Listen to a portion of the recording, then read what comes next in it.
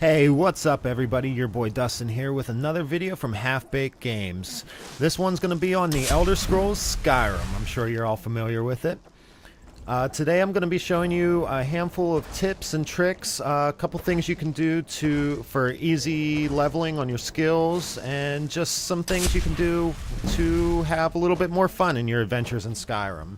As you can see, I'm already doing one as I'm speaking, and this is probably the easiest and my favorite one because it's so easy, and you can pretty much do this anytime, anywhere, and right from the start of the game.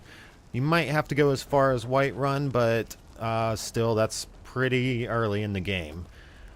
This is leveling your illusion skills, and it's really easy. What you do is go to any vendor that will sell magic spells. As you can see, it's the muffle spell.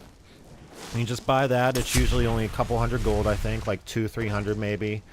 And you buy that and then learn it, obviously, and just equip it on both hands. And this will actually work a lot better if you have a higher magic and magic regen. But pretty much you just keep casting it over and over, and as you can see, it's just going to keep leveling up, and you know, it just doesn't really stop. But if you have enough magic to do it, use both hands because it actually increases the leveling process a lot quicker. So, but as you can see, you can pretty much do it anytime, anywhere, and like I said, you can do it right from the start. So I don't know, it's one of my favorites because it's so easy to do. Okay, and on to the next one. This one's going to be for your pickpocketing skills, and it's also pretty easy, but you're probably going to want to start out with at least, I'd say probably at least 2,000-3,000 gold if you can. The more the better, but I mean, you can probably make do with at least a few hundred, at least from the start, and get you going. But the first thing you want to do is go travel to Windhelm up in the north. You can see right there. And whenever you get there, you want to go straight back, and right in front of the castle you'll see Silda the Unseen. She's almost always out by the fire, sometimes at night, but more often in the day. So if you don't see her, just wait around for a couple hours, and she usually just shows up, and she pretty much just hangs out there the whole time. But she's really easy to find. You're probably going to want to save too before you start any of this, because you're going to try to pickpocket her a couple times, and if she catches you, the guards are going to come after you, and you might lose some of your progress, you know. But what you want to do is, she's a trainer, so the first thing you do is buy one level off of her, and then that's it. And then you save, and then after you're done saving, what you're going to do is try to pickpocket her. So you can see, you can just, the gold you just spent on leveling your pickpocketing skill is actually in her inventory now. And you want to make sure that you have like some percentage to steal off of her. The higher the better. But sometimes if you're not careful, you might not get caught up on your stealing, and it'll be a little bit low, you know. But you want to try to get it like at least 50% if you can. But after you pickpocket your money back from her, you go back and train another level, and then she has that money back in her inventory again. So just crouch, make sure the guards are walking by and they don't see you and stuff like that, and crouch, quick save if you can, which is F5 for quick saving and F9 for loading on PC. But go back and steal that money back from her, and then talk to her again. Alone at night. Up to no good, are we? And I'll teach you. just train again, and as you can see, level the pickpocketing skill again.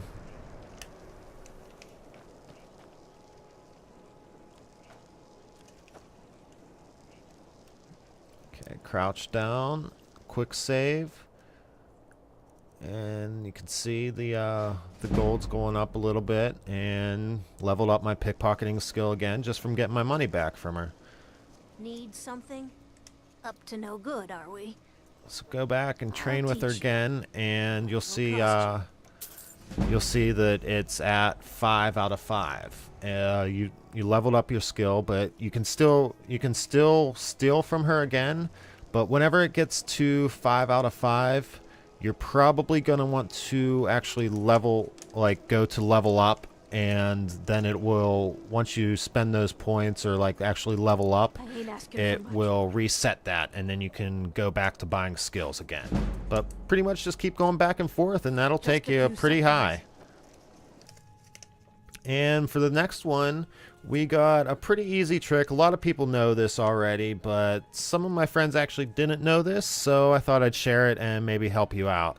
But I always try to keep a bucket in my inventory for this reason, and as you can probably guess, it's for stealing. So what you do is drop the bucket on the ground, and then you pick it up, I believe with E on whatever the looting key is, but you just hold that in for a second and it'll pick it up, and then you can just kind of drag it and then drop it on their heads. Got to be careful sometimes though, because depending how they're positioned, they might drop the bucket or move around. So you just want to make sure the bucket's on their head. But it obstructs their vision, and then you can pretty much go around their store and steal whatever you want. Just you know, like I said, just make sure you don't. They still have the bucket on their head. You know, you don't want them to lose that. Make yourself at home, Because the moment they lose that, they're gonna see you, and that's gonna be it for you. Okay, so this next one's on getting more gold. If you have the sightless pits discovered on your map already, you can go ahead and teleport there, or fast travel rather, and skip ahead a little bit. But if not, I'm going to show you how to get there. First thing you want to do is go to Winterhold, which is the town with the Mages College. Turn around and get the hell out of that town. Follow the path up the mountain, and you're gonna come to this little tree stump here, and as you can see in my game, there's a mountain lion or something by here, but there's not always enemies. I noticed if you're like a higher level, or you know, the higher your level rather, the more enemies will spawn on this path, and the stronger they become, obviously. As you can see, it still saw me through my invisibility, but anyway, once you see that tree stump that he was laying by, that's your marker and your indication to turn right and go up the path of the mountain. Like I said, there's going to be some enemies here, but this is actually easier if you're a lower level, because there's not going to be much here for you to fight. But follow the path, follow the mountain, stay towards the left of this cliff here, and eventually you're going to come down, follow a couple goats. They know where they're going, and go down here to this little corner here, and it's going to take you around, which is the sightless pit, which I mentioned earlier. But stay to the left still.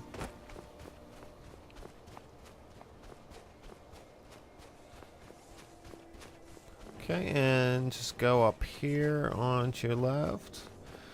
Avoid the shit following you if it's coming. And this little tent here marks the sightless pit. Like I said, if you have that on your map, you know, you can teleport there instead of Winterhold, which makes it a little bit quicker, and you know, a lot less enemies to fight, of course, on the way. But once you get to the sightless pit, you know, you want to go on the cliff above that. So just stay to the left again, and that wraps you around, and you'll see this little shrine with a handful of skeletons by it. And I just kind of go up here for a minute to wait out the enemy, make sure I'm not in combat. But you can see the one skeleton over there on that shrine there is actually the one that you want for this little trick. And I think there's 2, maybe 4. I can't remember if there's one on each corner, but there's at least 2 others plus the skeleton that you actually want to fight, want to kill. And might want to save your game here just in case. It's pretty easy though, and if you have a companion, it's actually recommended to bring it, and you'll see why in a minute, but it definitely makes it a lot easier. But what you want to do is, see, the skeletons seem like they're dead. These ones on the corners don't really have much, just some junk loot here. But you want to go up to the one that's laying down on the shrine here. And get ready to fight, because as soon as you mess with him a little bit, then they're all gonna come to life. And you can see that's actually the trick right here is this book, The Doors of Oblivion. And take his coin purse, and you can see you looted the book, and now the skeletons are coming to life. So you want to kill them, and you can see I'm not the greatest shot right now, but hey, give me a break. But you kill the ones that arrived, and then the one with the two-handed sword, that's the one you want to loot, because he's the one that was up on the shrine. And as you can see, I kind of didn't realize that was him right away. I didn't really think about it. But he's pretty easy to find. Sometimes his bones do kind of like glitch out and, I don't know, kind of shoot off to other places, but you can pretty much find some remains of him laying around somewhere. I mean, even if you can just find a leg or something, that's good. But what you want to do is find his body, then loot him. And you see he has the Doors of Oblivion on it, and the value is 50 each time. And he usually has his sword on him. Take that, just because it makes it a lot easier. But as you can see, it's kind of glitched out. So every time you loot them, just hit the take all button, and you'll keep taking the Doors of Oblivion. So the weight's 1, and obviously that means you can take quite a few of them. And what I meant by bringing your companion along to help was you can just store more books on them, and obviously that means more money for you. So just keep going here. I mean, as you can see, it takes a minute, but it's really not too bad, especially once you get in the groove. You can kind of do it pretty fast. It only takes a couple minutes to fill up yourself. But definitely, if you bring a companion along, that's definitely the way to go about it. Because you can see, I'm holding I have 400 carry weight, and if you come up here with pretty much nothing on you and take off your companion's gear, that's quite a bit you can carry, and it helps a lot too if you have high levels in your speech, because then you can barter or whatever it's called, and you'll get more money whenever you're selling the books and stuff like that. So it makes it a lot quicker and a lot easier, and just helps out a lot in general. But as you can see, just keep going, and you just go back to the vendor after you're all full on books, and just keep selling them. And then it should keep working every time you come back to this shrine. The body should still be there. You should still be able to loot it, and it should just keep going. Once in a while it does glitch out though, and the body does disappear. So just try to keep that in mind, and just remember to try and save before you give it a try. Okay, and this next one is actually going to be kind of to level 2 different skills together. And this really helps if you do the trick I just showed you, or another money making trick if you know one. But this is for blacksmithing and enchanting. Now, the first thing you're going to do is go to any blacksmith. I usually try to stick to Whiterun because there's 2 there, and you can pretty much bounce back and forth. And what you need to do is buy the iron from both of them, and leather and leather scraps too, because what you're going to want to do is make you're going to be making a lot of iron daggers, and they need leather scraps and iron. So just keep buying, you know, go to each blacksmith, buy all the iron you can, and you know, like I said, it helps if you do that money trick or a money trick, because then you can just keep buying as much as you want. And then once you go to each one and they're out of iron, just sit there and wait. Wait in time for 2 days, and then they restock on their inventory, and you'll be able to buy the iron and leather again.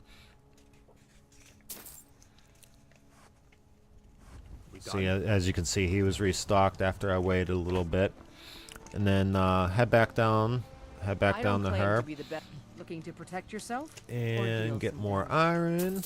And the ore you can use, you can go over to the smelter there, and that'll actually turn into like the full iron. See, just use the smelter here. Scroll down, find the iron. Just take some iron ore, and just make it into iron.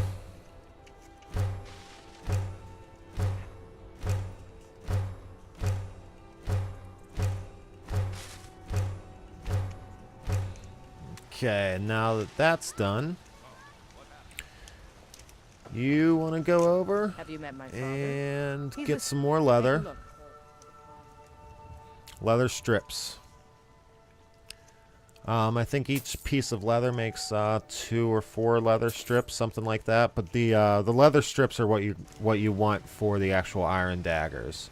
You can take all your leather and go to the tanning rack and turn it into leather strips. Yeah, see 4 right there. Each leather does 4. And then after you get all of your leather strips made, you're gonna go to the blacksmith forge. And I'm making my strips, 5 more to go. But I mean, all this stuff for the iron dagger is relatively cheap, and you know you can make quite a few for not too much money.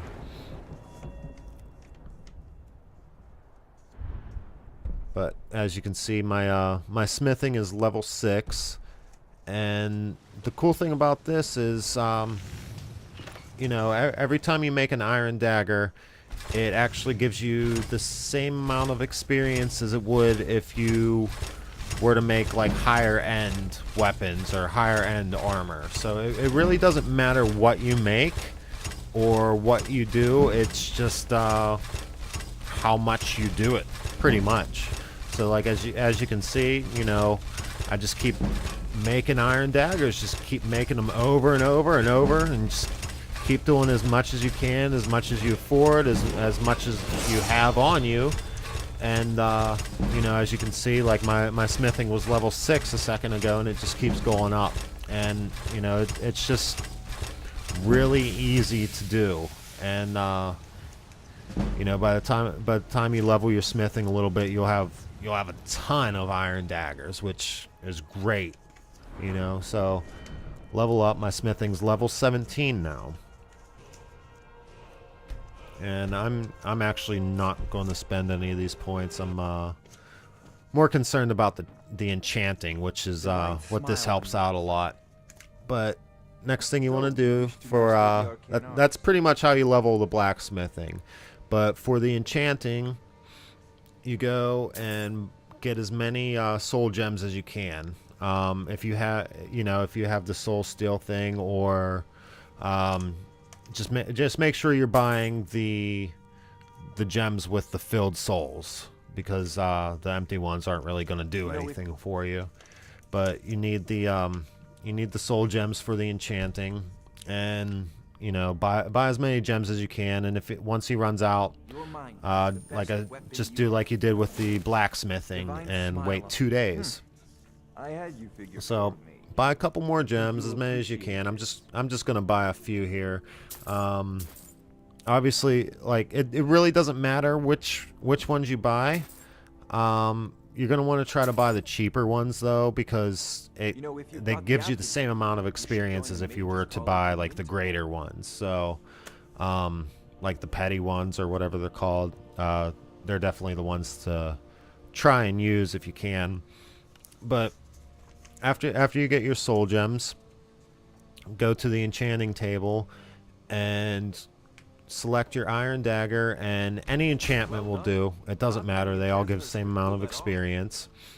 And just select any enchantment and keep enchanting your iron daggers that you just made a ton of.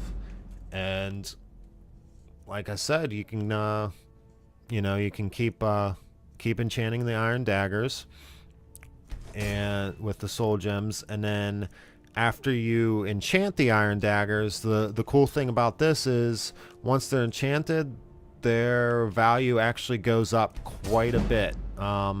See the regular value for that iron dagger was 95, and then it goes up to 200, 300. Some of them are 400. It really depends on which enchantment you use and what level of enchantment it is, but like you're still going to be making profit. So after you enchant all these iron daggers, just sell them back. You might have to sell them to a fence or something with the speech skill leveled up, or a certain vendor, but you'll be able to make money off of it, because you'll get your money back that you spent on buying all the iron, and you'll get your money back on buying everything else. So it's a pretty easy way to do it.